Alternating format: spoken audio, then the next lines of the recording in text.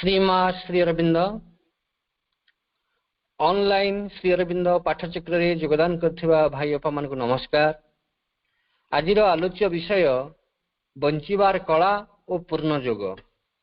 बंचिबार कला और पूर्ण योग प्रसंग रे आलोचना करने निमंते भुवनेश्वर गैरेज छकर शरद भाई डॉक्टर शरद चंद्र रथ को मु अनुरोध करुछि। शरद भाई तांकर वक्तव्य प्रदान करंतु। श्री अरविंदाय ओम आनंदमयी चैतन्यमयी सत्यमयी परमे ऑनलाइन पाठचक्र रे जोग देथिबा समस्त अपा और भाई मानंकु मोर विनम्र नमस्कार। आयोजक कमल भाई एवं वीर भाई को मोर अशेष अशेष धन्यवाद। आज आमे पूर्ण योग रे बंचिबार कला केते महत्वपूर्ण केते गुरुत्वपूर्ण से विषय रे आलोचना करिबा। महाप्रभु श्री अरविंद कहंती पूर्ण योग रे भगवान ही साधक भगवान ही साधना। एतरु बुझी हबो जे आमे साधना करि परिबा नाही, केवल भगवान को आम भितर साधना करिबा पाई निजकु प्रस्तुत करिबा। एई प्रस्तुतिर अन्य नाम बंचिबार कला बा आर्ट ऑफ लिविंग। प्रस्तुति जे से आम पाई करिदेबे एकथा नुहे, निजकु प्रस्तुत करिबार दायित्व आमर। कारण प्रभु कहंती जे जेते दिन पर्यंत निम्न प्रकृति सक्रिय थाए सेते दिन पर्यंत साधकर व्यक्तिगत प्रचेष्टा आवश्यक हुए। एई प्रचेष्टा पाई श्रीमा श्री अरविंद जो दिग्दर्शन देइछंती ताहा ही आम पाई बरणीय ओ करणीय, ताहा ही आम पाई बंचिबार कला।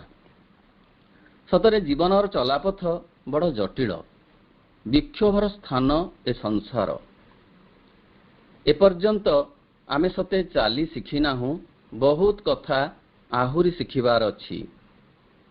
केतेबेले एठारे मरुबाली तो आउ केतेबेले पादखसा मटाळ माटीर रास्ता। पादरे कंटा फुटी जिबार संभावना प्रायतः रहिछि। मने पड़े मैक्सिम गर्किंकर कथा, man can fly like birds in air, like fish in water, can swim, but how to live on this earth he does not know। अर्थात मनीष पक्षी परी उड़ी शिखिची आकाश रे, माछ परी पानी रे बुड़ी शिखिची, मात्र किपरी माटी रे बंचिबाकू हुए से एजावत जानी नाही। सेइथि पाई ए पृथ्वी जड़े सुंदर हवा कथा सेते सुंदर होई नाही, जेते मधुर हवा कथा सेते मधुर होई नाही।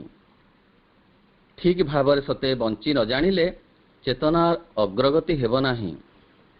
चेतनार अग्रगति न हेले जीवनर यथार्थ विकास हेबो नाही। अतएव जीवन पाई ओ जगत पाई बंचिबार कला एकांत आवश्यकीय कथा, जहा मनस्तत्वर एक विशिष्ट विभव। वर्तमान समय रे पृथ्वी रे दुईटी कथा अत्यंत गुरुत्वपूर्ण। गोटे हेला साइकोलॉजी आ गोटे आर्ट ऑफ लिविंग। ए साइकोलॉजी रो ह्यूमन बिहेवियर अंशटीर अंतर्भुक्त बंचिबार कलार अस्थिगत दिग। पूर्ण योग रे एई अस्थिगत दिग गुड़िक उपरे अधिकरु अधिक गुरुत्व दिया जाइछि। नास्ति दिग गुड़िकु बाद दबाकू कुहाइछि, जहाकू प्रत्याख्यानर नाम दिया जाइछि। अपरा प्रकृतिर सकल गतिवृत्तिर प्रत्याख्यान करिबाकू बारंबार एथिरे निर्देश दिया जाइछि। मनर अभ्यास, अभिरुचि, धारणा और परिकल्पना को बाद देबाकू प्राण प्रकृतिर वासना, दाबी, क्षुधा, उत्तेजना आवेग को छाड़िबा को शारीरिक प्रकृतिर आलस्य मूढ़ता संदेह तामसिकता और जड़ता को छाड़िबा को कुहा जाइछि। वर्तमान मां Shri Arvinder art of living संबंध रे थिबा मार्गदर्शन कथा आमे टिके विस्तृत भाव में आलोचना करिबा। बहुत दिग्दर्शन रहिछि मात्र सेथिरु केते गोटी मात्र आमे आलोचनार परिसरभुक्त करिबा। विशेष भाव में अहंकार को बाद देवा कथा उपरे श्रीमा श्री अरविंद बहुत गुरुत्व देइछंती। प्रभु कहंती renunciation of ego and acceptance of God in life is yoga I teach, no other renunciation. अर्थात जीवन रे अहंग त्याग एवं भगवान को ग्रहण करिवार जोग को मु जोग बोली कहे, अन्य किछि वर्जन नुहे। मां कहंती unless we get rid of our ego there is no peace either of ourselves or for others. सतरे आमे केमिति जोग पाई प्रस्तुत हबा आम जीवन रे पूर्णता आसीबो से कथा आग जानिबा आलोचना करिबा। आमे आसीछु भगवान को आविष्कार उपलब्धि और अभिव्यक्त करिबा पाई। आविष्कार करिबा पाई खोजिबा को पड़े। प्रभु ओ मांकर मार्गदर्शन ही खोजिबा को शक्ति दिए। न खोजिले मिलिबो किपरि? से कि सहजरे मिलिबा धन। The master of existence lurks in us playing hide and seek with us. आम भितरे भगवान अछंती, तांको खोजिबा को हमको भीतर को जीवा को हबो। जो सामर्थ्य हमको भीतर को नब आम चैत्य सत्तार आविष्कार कराइबारे सहयोग करिवो, ता हेउछि श्रीमा श्री अरविंदंकर दिग्दर्शन, जहा आजिर आलोचनार विषय। आमे आग जानिबु, परे ताकु कामेरे लगेइबु ओ परे होई उठिबु। To know is good, to do is better and to be is the best. वर्तमान आरंभ करिबा मां को कथारु। मां कहंती don't compare, don't complain, don't जज। अन्यर समालोचना ही अन्य विरुद्ध अभियोग। अन्य विरुद्ध अभियोग ही चेतना को निम्नगामी करे। अभियोग एक मंद अभ्यास। एथिरे निजर क्षति हुए, परिवेशर क्षति हुए। थरे मां का पाखकु जने साधिका चिठीटीए लिखिथिले। सेथिरे से मां को गाली देला भली स्वर रे किछि कथा लिखिथिले। मां ताको पढ़िला बेले पाखरे थिले अन्य जने साधिका। से साधिकांक मनरे क्रोध आसिला जे मां को एपरि टाण भाषा रे चिठीटी लिखा जाइछि बोली। मां किछि कहु न थांती। साधिकांकर प्रश्न थिला, मां आपणक पाखकु से एपरि लिखिछंती, मोर इच्छा हेउछि तांको गाली दबाकू। मां कहिले, जानो से पूर्व जन्म रे किति कष्ट पाइछि, ए जन्म रे मध्य केते कष्ट पाउछि। एई उदाहरण माध्यम रे मां बुझाई देले कहा विरुद्ध रे अभियोग करा जिबा उचित नुहे। एतिकी सुनी से साधिका जनक नीरव होई गले। अन्य सह तुलना कले दुख धसेई पसी आसे। आमे बराबर अन्य सह निजको तुलना करू, विरोधी शक्तिर शिकार हो, कष्ट पाऊ। निजको तुलना करी सान बोली भाविले दुख आसे। निजको बड़ बोली भावी अन्य को सान बोली भाविले मध्य दुख आसे। मां कहंती डोंट थिंक योरसेल्फ बिग और स्मॉल, वेरी इंपोर्टेंट और वेरी अनइम्पोर्टेंट। आमर प्राचीन आध्यात्मिकतारे थिला जे निजकू अति सामान्य अति हीन बोली मने करिब तृणादेपी सुनिचेन तरुरिव सहिष्णुना। किंतु श्री अरविंद कहिले जे ना आमे जहा आमे निजकू ताहा बोली भाबिबा सान बोली नुहे कि बड़ बोली मध्य नुहे। पुणी देखिबा जजमेंट दबार कथा हठात जजमेंट दबा आदौ ठीक नुहे। विशेष किछि न जानी बा अल्प किछि जानी जन को भल बा मंद कहिबा उचित नुहे। केवल भगवान जानती किए कौन आमे कौन बा जानिबा। एई जेमती कुबेरंकु गोड़ी मिसा धानरू बसी बसी धान बाछुथिला बेले कौन कहिबा आमे कृपण बोली। देख इते बड़ धनी होई गोड़ीरू धान बाछुछंती। पुणी सेई कुबेर बस्ता बस्ता धान दान देला बेले कौन कहिबा आमे ओ केड़े दानी सते। तेबे प्रकृतरे कुबेर कृपण कि दानी केउटी ठीक केउटी भूल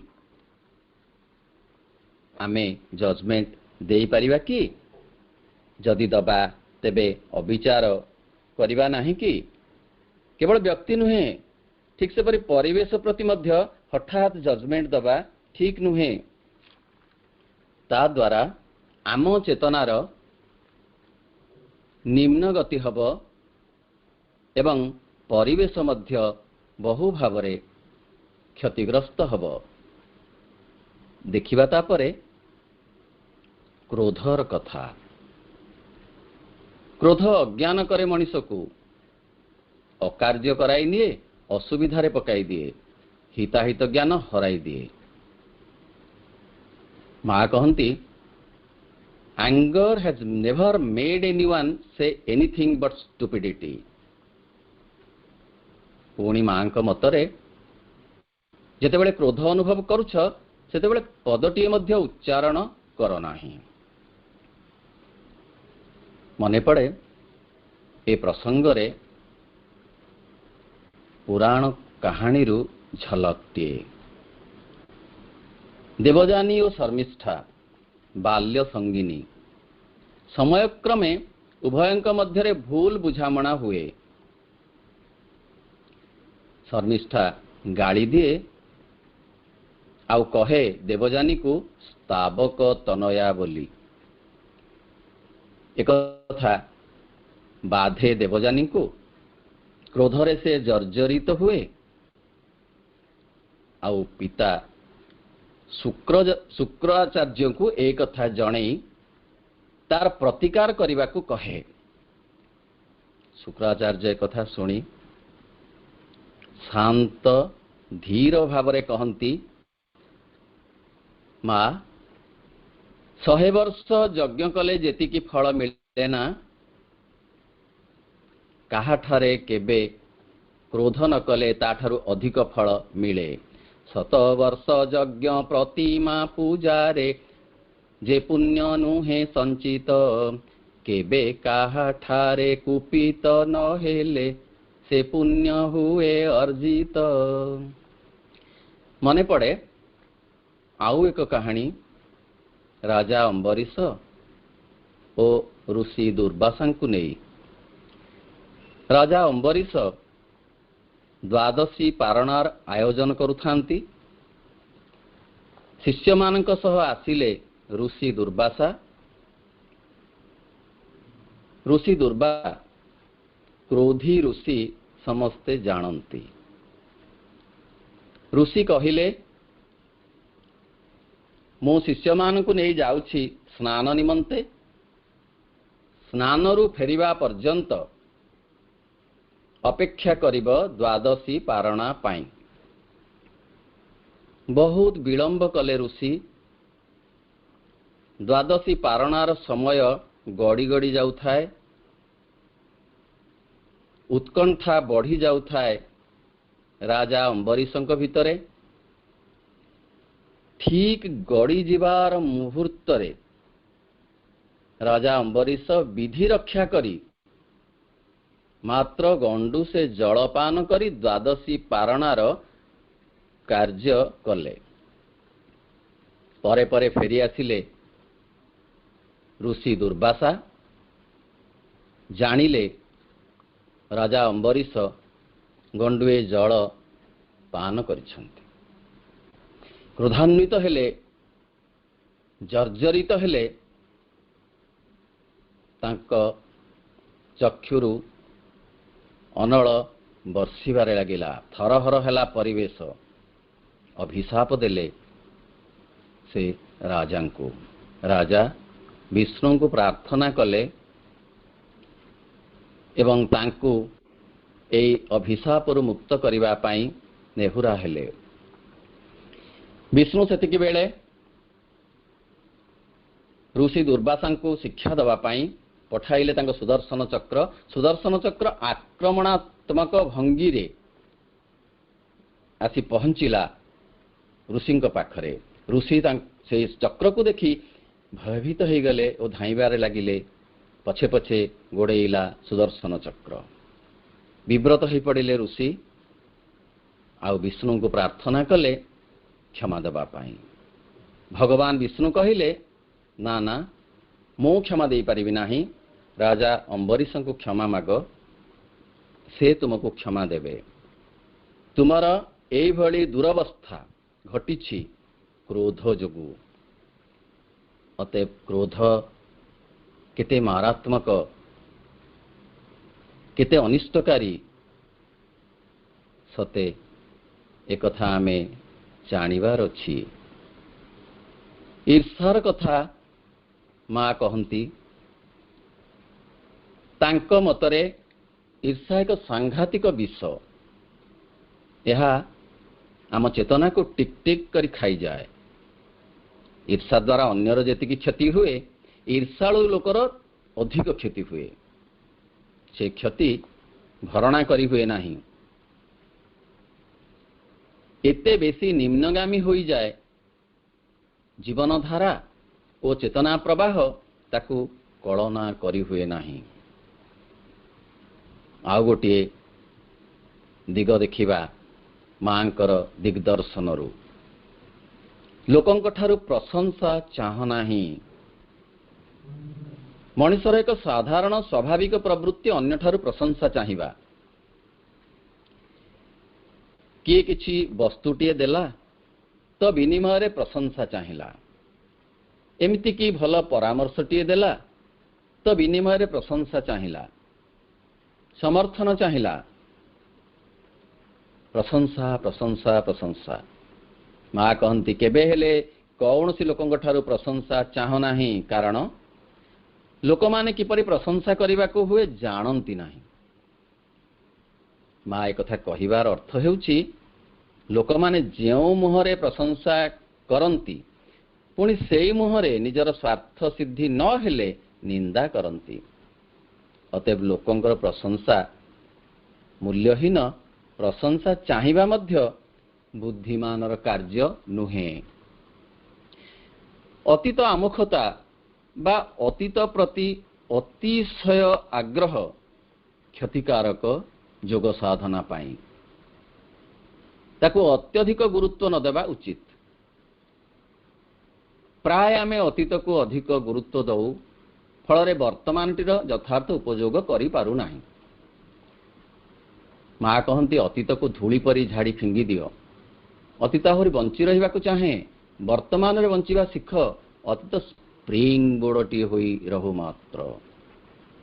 स्प्रिंग बोर्डर अर्थ अतीतर मिलिथिबा शिक्षा अनुभूति को धरी आग को जीवार कथा। आम परंपरा रे मध्य एक कथा कुहा जाइछि।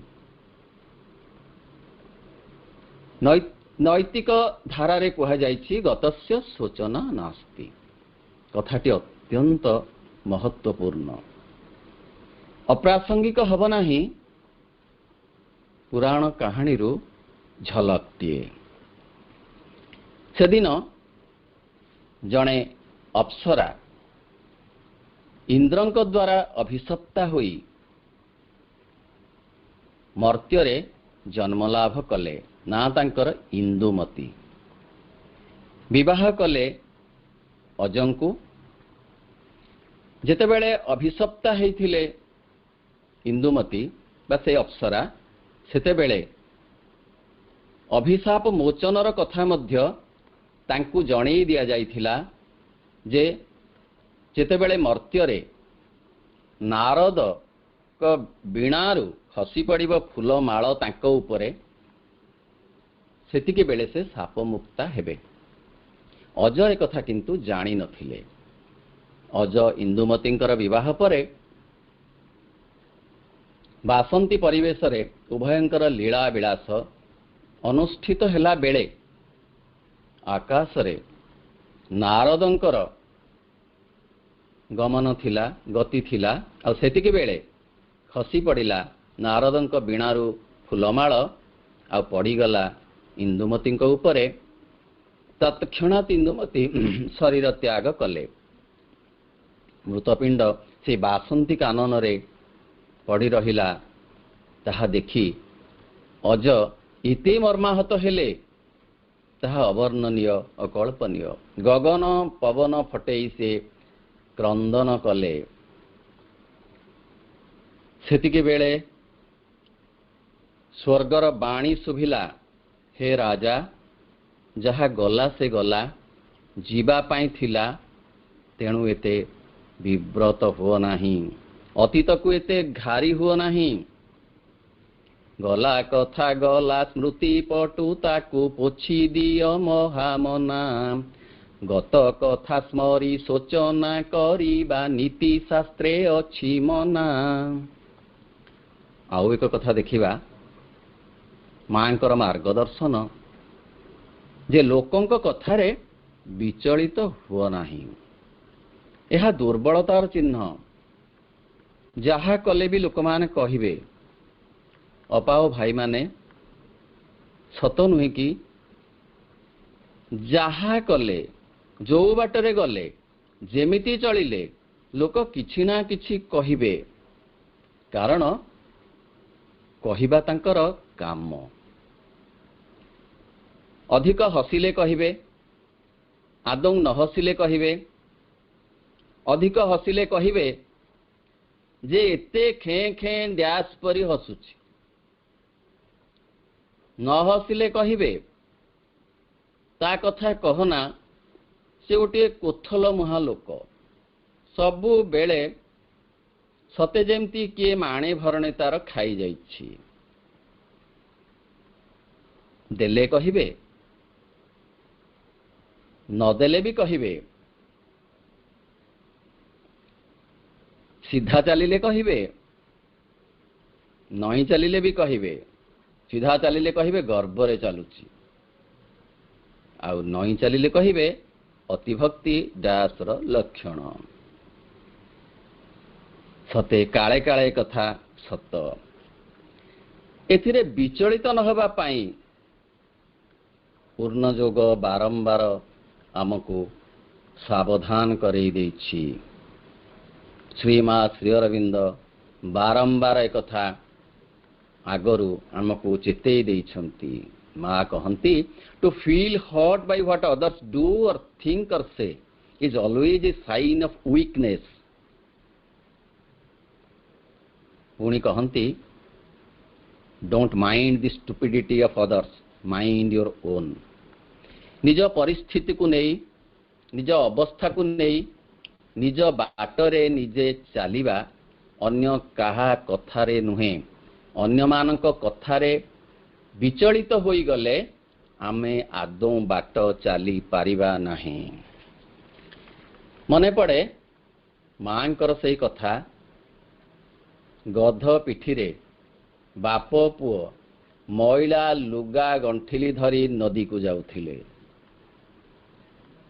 गधर एपरी अवस्था देखी लोक माने कहले आहा केड़े निर्दय माने गध को केड़े कष्ट दउछंती। एक कथा सुनिला परे पुओ ओल्हेई पड़िला बाप किंतु बसिथिले। किछि बाट गला पर लोक कहिले ए बाप केड़े निर्दय जे पिलाटे को चले चले नौची आउ आपे सुविधारे जाउछि। परे बाप चलिला पुओ सेठू बसीगला।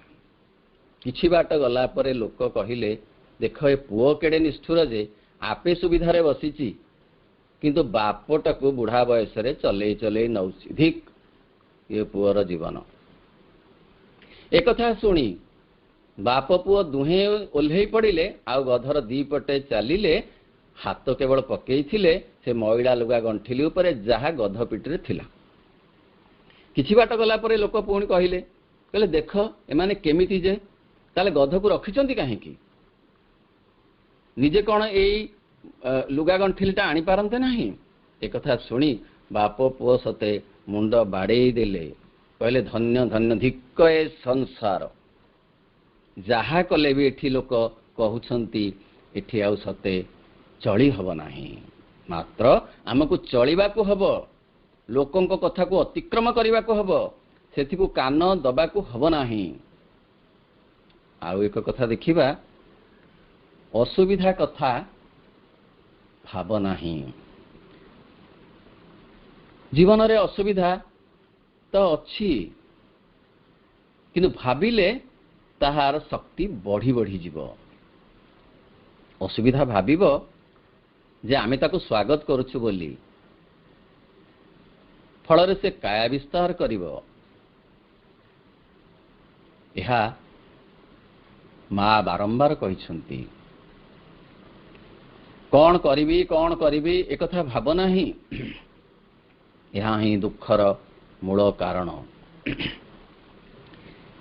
कहती माँ never think of difficulty you give it strength. भावना ही असुविधार कथा एते से बड़ पाई जीव। जदी जदी जदी बोली कह नहीं एते असुविधा से जदी जदी बाट देई पसी आसीबो। आम भागवत रे मध्य एक कथा आगरू उल्लेख करा जाइछि जे मंद कथार कल्पना कर नाही मंद कथा घटी जीव। से कहानी आमे जानू लोक कहानी ताहा मु कहू नाही संक्षेप रे कहूछि मात्र। गछमूले बसी बाटोई कल्पना कला पात्र भरा सुमिष्ट खाद्य आसीगला। कल्पना कला तुलितल्प सज्जा आसीगला। कल्पना कला आभूषण अलंकार आसीगला। पुणी भाविदेला ए तो जंगल कले बाघ आसीजिव। सतकु सत बाघ आसीगला आउ तार सर्वनाश हला। कल्पना ही मंद कल्पना ही बाघ को डाकी आनिला। अन्य एक दिग आशावादी हवा जीवन रे बंचिबा पाई बढ़िबा पाई आशावाद अति अति अति अति आवश्यक। तार तुलना नहीं। आशा आणे पादरे शक्ति प्राणरे उत्साह आ मनरे साहस। कहा जाइछि आशारे मनीष बंचे आशा तार धन। आशा न रहिले भाई असार जीवन। निरापदरे बाट चलिबार आशा हेउ अकृत कार्य हेला परे कृत कार्यर आशा हेउ असुस्थ होई पड़िले सुस्थ हेबार आशा हेउ भगवान के दिगरे अटकी जाई पुणी आग को चलिबार आशा हेउ। आशा आशा आशा आशा गोटे भगवत सद्गुण। आशा केबे छाड़िब नाही। इच्छा करी आशावादी हब बोली मांकर से अमृत वरा भाणी बाणी अक्षरे अक्षरे पालनीय सत्य सत्य सत्य। आशा ही जीवनर चिन्ह हताशा मृत्युर चिन्ह। मने पड़े स्वामी विवेकानंदंकर कथा ସେ ବାରମ୍ବାର କହୁଥିଲେ କହ ଅସ୍ତି ଅସ୍ତି ଅସ୍ତି, ନାସ୍ତି ନାସ୍ତି ବୋଲି କହ ନାହିଁ, ହତାଶାର କଥା କହ ନାହିଁ, ଆଶାର କଥା କହ। ନାସ୍ତି କଥା କହିଲେ ଜୀବନରେ ମୃତ୍ୟୁ ଶୀଘ୍ର ଆସିଯିବ, ଅସ୍ଥିର କଥା କହିଲେ ଜୀବନରେ ଅଗ୍ରଗତି ହେବ। ବିଶ୍ୱାସର କଥା କରିବା ଆଲୋଚନା, ତାର ଅବଦାନ ଜୀବନ ପାଇଁ ଅତି ଜରୁରୀ। ଭଗବତ କୃପା ଉପରେ ବିଶ୍ୱାସ। ଶ୍ରୀ ଅରବିନ୍ଦଙ୍କୁ ଜଣେ ସାଧକ ପ୍ରଶ୍ନ କଲେ ଭଗବାନଙ୍କୁ କିପରି ଉପଲବ୍ଧି କରିହେବ? ପ୍ରଭୁ ଉତ୍ତର ଦେଲେ ଉପଲବ୍ଧି କରିବା ବିଶ୍ୱାସ ଦ୍ୱାରା। ବିଶ୍ୱାସ ବିଶ୍ୱାସ ବିଶ୍ୱାସ, ବିଶ୍ୱାସ ହିଁ ଉପଲବ୍ଧି ଆଣିଦେବ। ମା କହନ୍ତି ଶିଶୁ ସୁଲଭ ବିଶ୍ୱାସ, ଏ ଚାଇଲ୍ଡ ଲାଇକ୍ ଫେଥ୍, ଅର୍ଥାତ୍ ପିଲାଟିଏ ଯେପରି ସରଳ ଭାବରେ ବିଶ୍ୱାସ କରିଥାଏ ଯେ ମୋର ଯାହା ଦରକାର ତାହା ମୋତେ ମିଳିବ, ଆମେ ଠିକ୍ ସେପରି ବିଶ୍ୱାସ କରିବା ଯେ ଆମର ଯାହା ଦରକାର ମା ଆମକୁ ତାହା ଦେବେ। ମା କହନ୍ତି faith is the surest guide in the darkest days. ପୁଣି have faith and he will do everything for you। ସତରେ ଆମର ମଧ୍ୟ ଅଛି କଥା, ବିଶ୍ୱାସେ ମିଳନ୍ତି ହରି ତର୍କେ ବହୁ ଦୂର। ବିଶ୍ୱାସରେ ସବୁକିଛି ସମ୍ଭବ ଯାହା ଆମକୁ ଅସମ୍ଭବ ଲାଗୁଥାଏ। ବିଶ୍ୱାସରେ ନରସିଂହ ମୂର୍ତ୍ତି ଖମ୍ବରୁ ବାହାରନ୍ତି, ବିଶ୍ୱାସରେ ବାଲିରଥରେ ଜଗନ୍ନାଥ ଉଭା ହୁଅନ୍ତି, ବିଶ୍ୱାସରେ ଶବରୀ ପାଖରେ ଶ୍ରୀରାମଚନ୍ଦ୍ର ଆବିର୍ଭୂତ ହୁଅନ୍ତି। ବିଶ୍ୱାସ ବିଶ୍ୱାସ ବିଶ୍ୱାସ, ବିଶ୍ୱାସରେ ଖମ୍ବୁଭା ନରସିଂହ ମୂର୍ତ୍ତି, ବିଶ୍ୱାସରେ ଜଗନ୍ନାଥ ବାଲିରଥେ ପ୍ରାପ୍ତି, ଆସିବେ ବୋଲି ବିଶ୍ୱାସ ଶବରୀ ମନରେ, ବିଶ୍ୱାସ ବଳେ ଆସିଲେ ଶ୍ରୀରାମ ବନରେ। ବିଶ୍ୱାସରୁ ଭରସା ଆସେ। ମା କହନ୍ତି ଡାକ୍ତରଙ୍କ ଉପରେ କେବଳ ବିଶ୍ୱାସ ନୁହେଁ, ଭରସା ଆସିଲେ ଶୀଘ୍ର ଆରୋଗ୍ୟ ପ୍ରାପ୍ତି ହୁଏ। ଭରସାରେ ଅସମ୍ଭବ ସମ୍ଭବ ହୋଇଯାଏ। There is a great power in the simple confidence of a child। ଏହି ଶିଶୁ ସୁଲଭ ବିଶ୍ୱାସ ଭଗବାନଙ୍କ ପ୍ରତି ରହିଲେ ଯୋଗ ମାର୍ଗରେ ଚାଲିବା ସହଜରୁ ସହଜତର ହୁଏ, ଶୀଘ୍ରରୁ ଶୀଘ୍ରତର ହୁଏ। ଦେଖିବା ବର୍ତ୍ତମାନ ଶୁଭେଚ୍ଛାର ଶକ୍ତି। ଅଶୁଭେଚ୍ଛାର ଶକ୍ତି ଯେପରି ପ୍ରବଳ, ଶୁଭେଚ୍ଛାର ଶକ୍ତି ମଧ୍ୟ ସେମିତି ପ୍ରବଳ। ପୁତ୍ରମାନଙ୍କୁ ଯୁଦ୍ଧରେ ହରାଇ ଭାଙ୍ଗି ପଡ଼ିଛନ୍ତି ଧୃତରାଷ୍ଟ୍ର। ମନରେ ବିରାଟ କ୍ଷୋଭ ଓ ଦାରୁଣ ଦୁଃଖ। ପାଣ୍ଡବମାନଙ୍କ ଭିତରେ ଭୀମ ଅଧିକ ବଳବାନ, ତେଣୁ ଭୀମଙ୍କ ପ୍ରତି ଅଶୁଭେଚ୍ଛା ଅନେକ ପରିମାଣରେ ଧୃତରାଷ୍ଟ୍ରଙ୍କର। ସେ କପଟରେ ଇଚ୍ଛା କଲେ ଭୀମଙ୍କୁ ଆଦରରେ ଆଲିଙ୍ଗନ କରିବା ପାଇଁ। ସବୁ କଥା ଜାଣିପାରିଲେ ମାୟାଧର ଶ୍ରୀକୃଷ୍ଣ, ଆଉ କୌଶଳ କ୍ରମେ ଭୀମଙ୍କର ଏକ ଲୌହ ମୂର୍ତ୍ତିକୁ ଆଲିଙ୍ଗନ ନିମନ୍ତେ ଧୃତରାଷ୍ଟ୍ରଙ୍କ ଆଗରେ ରଖିଦେଲେ। ଧୃତରାଷ୍ଟ୍ର ଭୀମ ବୋଲି ଭାବି ସେହି ଲୌହ ମୂର୍ତ୍ତିକୁ ଆଲିଙ୍ଗନ କରନ୍ତେ ସେହି ଲୌହ ମୂର୍ତ୍ତିଟି ଖଣ୍ଡ ଖଣ୍ଡ ହୋଇ ଭାଙ୍ଗିଗଲା। ଏହା ହେଉଛି ଅସଦିଚ୍ଛାର ଶକ୍ତି। ଚମ୍ପକଲାଲ ଥରେ କହୁଥିଲେ ବିରାଟ ସାଧକ ଯେ ଅସଦିଚ୍ଛା ବଳରେ ବହୁ କ୍ଷତି ହୋଇପାରେ, ବହୁ କଥା କ୍ଷୟ ହୋଇଯାଇପାରେ। ଠିକ୍ ସେହିପରି ଶୁଭେଚ୍ଛାର ଶକ୍ତି ମଧ୍ୟ ଅସ୍ତି ଦିଗରେ ଅନେକ। ଥରେ ଜଣେ ସାଧକ ତାଙ୍କର ଜଣେ ଆତ୍ମୀୟଙ୍କର ଅସୁସ୍ଥତାର ଖବର ଶୁଣିଲେ, ଆଉ ସେ ଆତ୍ମୀୟ ହସ୍ପିଟାଲରେ ରହି ଚିକିତ୍ସିତ ହେଉଥିବା କଥା ଜାଣିଲେ। ନିଜେ ତାଙ୍କୁ ଦେଖିବାକୁ ଇଚ୍ଛା କଲେ ଆଉ ମାଙ୍କର ଅନୁମତି ମାଗିଲେ। ମା ତାଙ୍କୁ କେଉଁଠିକୁ ନ ଯାଇ ଆଶ୍ରମରେ ରହି ଶୁଭେଚ୍ଛାର ଶକ୍ତି ପଠାଇବାକୁ କହିଲେ। ଏକଥା ମଧ୍ୟ କହିଲେ ଯେ ଶୁଭେଚ୍ଛାର ଶକ୍ତି ଅନେକ ଗୁଣରେ ଅଧିକ। ରୋଗୀ ପାଖରେ ସ୍ଥୂଳ ଉପସ୍ଥିତି ଅପେକ୍ଷା ଶୁଭେଚ୍ଛାର ଭାବତରଙ୍ଗ ଅଧିକ କ୍ରିୟାଶୀଳ ହୋଇପାରେ। Goodwill for all and goodwill from all is the basis of peace and harmony.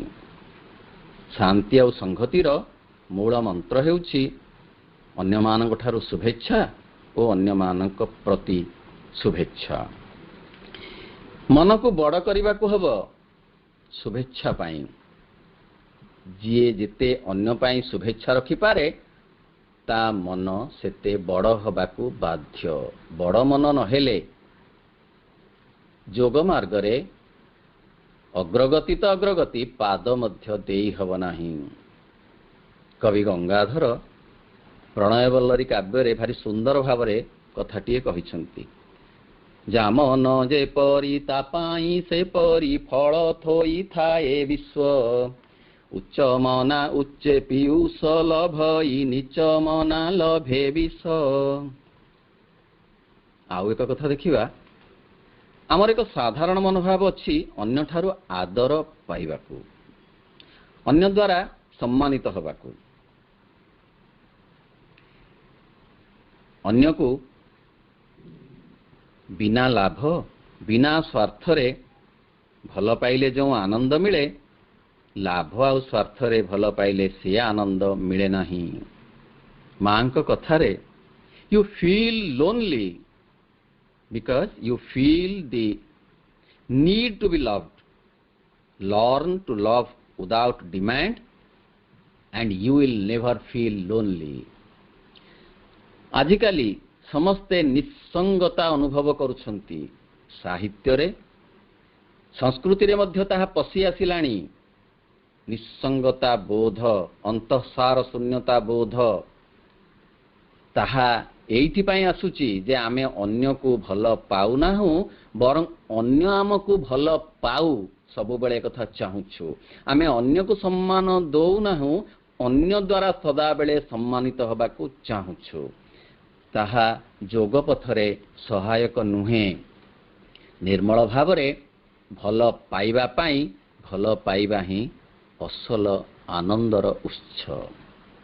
ବର୍ତ୍ତମାନ ଦେଖିବା ସମର୍ପଣର କଥା। ସମର୍ପଣରେ ପୂର୍ଣ୍ଣଯୋଗର ଆରମ୍ଭ, ସମର୍ପଣରେ ପୂର୍ଣ୍ଣଯୋଗର ଶେଷ। ଅର୍ଥ ଆରମ୍ଭରେ ସମର୍ପଣ, ମଝିରେ ସମର୍ପଣ ଓ ଶେଷରେ ସମର୍ପଣ। ସେହି ସଂଜ୍ଞା ସମ୍ପର୍କରେ ମା କହନ୍ତି, the decision to hand over the responsibility of your life to the divine. ଭଗବାନଙ୍କୁ ନିଜ ଜୀବନର ଦାୟିତ୍ୱ ଦେଇଦେବା ହିଁ ସମର୍ପଣ। ପୁଣି କହନ୍ତି, the path is long but self surrender makes it short. ଏହି ଆତ୍ମସମର୍ପଣ ବିଳମ୍ବିତ ଯୋଗ ରାସ୍ତାକୁ ସଂକ୍ଷିପ୍ତ କରେ। ଏହି ଆତ୍ମସମର୍ପଣର କଥା ଆଧ୍ୟାତ୍ମିକତାର ରାଜ୍ୟରେ ବହୁ ପ୍ରତିଷ୍ଠିତ ଓ ପରିଚିତ। ନବଧା ଭକ୍ତି ଧାରାରେ କୁହାଯାଇଛି, ଶ୍ରବଣଂ କୀର୍ତ୍ତନଂ ବିଷ୍ଣୁ ସ୍ମରଣଂ ପଦସେବନଂ ଅର୍ଚ୍ଚନଂ ବନ୍ଦନଂ ଦାସ୍ୟଂ ସଖ୍ୟଂ ଆତ୍ମନିବେଦନଂ। ଅର୍ଥାତ୍ 9ଟି ମାର୍ଗରେ ନିବେଦନ ହୁଏ, ସମ୍ଭବ ହୁଏ। କୁହାଯାଇଛି, ଶ୍ରବଣରେ ପରୀକ୍ଷିତ, କୀର୍ତ୍ତନେ ଚୈତନ୍ୟ, ସ୍ମରଣରେ ପ୍ରହଲ୍ଲାଦ ଶ୍ରୀପାଦ ସେବନ, ଅର୍ଚ୍ଚନରେ ପୃଥୁରାଜା, ବନ୍ଦନେ ଅକ୍ରୂର, ଦାସପଣରେ ମାରୁତି, ସଖା ପାର୍ଥବୀର। ଆତ୍ମନିବେଦନ କରିଥିଲେ ବଳି ରାଜା, ନବଧାପଣରେ ଉଡ଼େ ନବ ଭକ୍ତି ଧ୍ୱଜା। ଅର୍ଥାତ୍ ସ୍ମରଣରେ ଶ୍ରବଣରେ ପରୀକ୍ଷିତ ପ୍ରଭୁଙ୍କ ପାଦରେ ନିଜକୁ ସମର୍ପଣ କରିଥିଲେ। କୀର୍ତ୍ତନ ମାଧ୍ୟମରେ ଚୈତନ୍ୟ ସମର୍ପଣ କରିଥିଲେ। ସ୍ମରଣରେ ପ୍ରହ୍ଲାଦ, ପାଦ ସେବନରେ ମା ମହାଲକ୍ଷ୍ମୀ, ଅର୍ଚ୍ଚନରେ ରାଜା ପୃଥୁ, ବନ୍ଦନରେ ଅକ୍ରୂର, ଦାସପଣରେ ହନୁମାନ, ସଖାପଣରେ ଅର୍ଜୁନ ଆଉ ପୂର୍ଣ୍ଣ ଆତ୍ମନିବେଦନ କରିଥିଲେ ବଳିରାଜା। ମା କହନ୍ତି ଶରୀର ଦେଇଦେବ ତାର ସମସ୍ତ କର୍ମ, ପ୍ରାଣ ଦେଇଦେବ ତାର ସମସ୍ତ ବାସନା, ମନ ଦେଇଦେବ ତାର ସମସ୍ତ ଚିନ୍ତା। ପୁଣି କହନ୍ତି ଯାହା ତତେ ବିବ୍ରତ କରୁଛି ତାକୁ ମତେ ଚିନ୍ତାରେ ଦେଇଦେ, ମୁଁ ତତେ ସେଥିରୁ ଟାଣି ବାହାର କରିଦେବି। ଏହି ସମର୍ପଣର ପ୍ରସଙ୍ଗ ଶ୍ରୀମଦ୍ ଭଗବତ ଗୀତାରେ 9ମ ଅଧ୍ୟାୟରେ 27ତମ ଶ୍ଲୋକରେ ପ୍ରଭୁ ଶ୍ରୀକୃଷ୍ଣ ଅର୍ଜୁନଙ୍କୁ ଉଦ୍ବୋଧନ ଛଳରେ ଯାହା କହିଛନ୍ତି ତାହା ଏହିପରି। ଯତ୍ କରୋଷି ଯଦସ୍ନାସି ଯଜ୍ଜୁହୋଷି ଦଦାସି ଯତ୍, ଯତ୍ ତପସ୍ୟସି କୌନ୍ତେୟ ତତ୍ କୁରୁଷ୍ବ ମଦର୍ପଣମ୍। ଅର୍ଥାତ୍ ହେ ଅର୍ଜୁନ, ତୁମେ ଯାହା ଭୋଜନ କରୁଛ, ହୋମ କରୁଛ ବା ଦାନ କରୁଛ ବା ତପସ୍ୟା କରୁଛ ତାହା ମୋତେ ସମର୍ପଣ କର, ତାହା ମୋତେ ସମର୍ପଣ କର। ମା ହେଉଛନ୍ତି ସ୍ୱୟଂ ସମର୍ପଣର ମର୍ତ୍ତ୍ୟ ଲକ୍ଷ୍ମୀ, ଯିଏ ପରମ ପ୍ରଭୁଙ୍କ ପ୍ରଥମ ଦର୍ଶନରେ ସମର୍ପଣ କରିଦେଇଥିଲେ ନିଜର ସୁଖ ଦୁଃଖ ଭୋଗ ବେଦନାକୁ, ନିଜର ଜୀବନର ସମସ୍ତ ଅନୁଭୂତିକୁ ଏବଂ ଶରୀରର ପ୍ରତ୍ୟେକ ରକ୍ତବିନ୍ଦୁକୁ। ଏହା ହିଁ ଯଥାର୍ଥ ସମର୍ପଣର ସାର୍ଥକ ଚିତ୍ର। ଶ୍ରୀ ଅରବିନ୍ଦ କହନ୍ତି surrender of one self and all one is and has and every plane of the consciousness and every moment to the divine and Shakti। ଅର୍ଥାତ୍ ସମର୍ପଣ କରିବାକୁ ହେବ ଭଗବାନଙ୍କ ପାଖରେ ଓ ଭାଗବତୀ ଶକ୍ତିଙ୍କ ପାଖରେ ନିଜେ ଯାହା ଓ ନିଜର ଯାହା କିଛି ଅଛି ଏବଂ ନିଜ ଚେତନାର ପ୍ରତ୍ୟେକ ସ୍ତର ଓ ପ୍ରତ୍ୟେକ ବୃତ୍ତିକୁ। ଦେଖିବା ବର୍ତ୍ତମାନ ଅବସାଦର କଥା। ଅବସାଦ ହେଉଛି ଯୋଗ ସାଧନାର ବିରାଟ ଶତ୍ରୁ। ମାଙ୍କ କଥାରେ ବିଷର୍ଣ୍ଣ ହୁଅ ନା, ଭଗବାନ ବିଷର୍ଣ୍ଣ ନୁହନ୍ତି। ସତରେ ବିଷର୍ଣ୍ଣତାରେ ମନ ପୋଡ଼ିଯାଏ। ମନ ପୋଡ଼ିଗଲେ ସବୁ କଥା ପୋଡ଼ିଗଲା ପରି ଲାଗେ। ପାଦ ତଳୁ ମାଟି ଖସିଯାଏ, ଆକାଶ ଖଣ୍ଡ ଖଣ୍ଡ ହୋଇ ଛିଣ୍ଡି ପଡ଼େ ମୁଣ୍ଡ ଉପରେ। ଜୀବନର ସମସ୍ତ ସରସତା ଧୋଇ ହୋଇଯାଏ। ବନ ପୋଡ଼ିଗଲେ ସରବେ ଜାଣନ୍ତି, ନୀରବେ ପୋଡ଼ଇ ମନ, ମନ ପୋଡ଼ିଗଲେ ସଙ୍ଗେ ସଙ୍ଗେ ହୁଏ ବିଦଗ୍ଧ ବିଶ୍ୱଭୁବନ। ସତେ ମନରୁ ବିଷର୍ଣ୍ଣତା କାଢ଼ିବା ଦରକାର। କାଢ଼ିବା ପାଇଁ ମା ଉପାୟ ବତେଇଛନ୍ତି। ଏକ, ଯେତେବେଳେ ମନରେ ବିଷର୍ଣ୍ଣତା ଆସୁଛି ଅନ୍ୟ ଆଗ୍ରହାତ୍ମକ କାମରେ ମନ ଦିଅ ଯାହା ସହିତ ବିଷର୍ଣ୍ଣତାର କୌଣସି ସମ୍ପର୍କ ନଥିବ। ପୁଣି ଦ୍ୱିତୀୟ କଥା ହେଉଛି ଯେ ମନରୁ ତାକୁ ବାରମ୍ବାର କାଢ଼ି ଫିଙ୍ଗି ଦିଅ। ତୃତୀୟ କଥା ହେଉଛି ନିଜେ ସେ ଚେତନାର ସ୍ତରରୁ ନିଜକୁ ଉପରକୁ ଉଠାଇ ନିଅ। କେମିତି ଫିଙ୍ଗିଦେବା ପ୍ରସଙ୍ଗରେ ଉଦାହରଣ ଦେଇ କହିଲେ, ବିଲେଇଟିଏ ତୁମ ପାଦରେ ଘଷି ହେଉଛି, ତାକୁ ତୁମେ ବାରମ୍ବାର ପ୍ରତ୍ୟାଖ୍ୟାନ କର, ସେ ଆଉ ଘଷି ହେବ ନାହିଁ, କାରଣ ସେ ଜାଣିପାରିବ ଯେ ତୁମେ ତାକୁ ଚାହୁଁନାହ ବୋଲି। କୃତଜ୍ଞତା ଅତ୍ୟନ୍ତ ଉପଯୋଗୀ କଥା। ପୂର୍ଣ୍ଣ ଯୋଗର ଚଲାପଥରେ ତାକୁ ଏକ ଦେବୀ ଭାବରେ ବିଚାର କରାଯାଇଛି, ଯାହାଙ୍କର ପ୍ରଭାବ ସବୁଠାରୁ ଅଧିକ। ମାଙ୍କୁ ଖୁସି କରିବାକୁ ନୁହେଁ, ଆମ ନିଜର ଅଗ୍ରଗତି ପାଇଁ। ମା କହନ୍ତି gratefulness is the surest way to the divine. ଲୋକେ ବିପଦରୁ ରକ୍ଷା ପାଇଲେ କୃତଜ୍ଞତା ଜଣାନ୍ତି, ମାତ୍ର ସୁସ୍ଥ ଓ ସୁବିଧାରେ ଥିଲାବେଳେ ଜଣାନ୍ତି ନାହିଁ। ବିପଦରୁ ଉଦ୍ଧାର ପାଇଲେ ଭାବନ୍ତି ବାଇ ଗ୍ରେସ୍, ଟିକିଏ ପରେ ଭୁଲି ଯାଆନ୍ତି ଆଉ କହନ୍ତି ବାଇ ଚାନ୍ସ ବୋଲି। ସତେ କୃତଜ୍ଞତା ଆମକୁ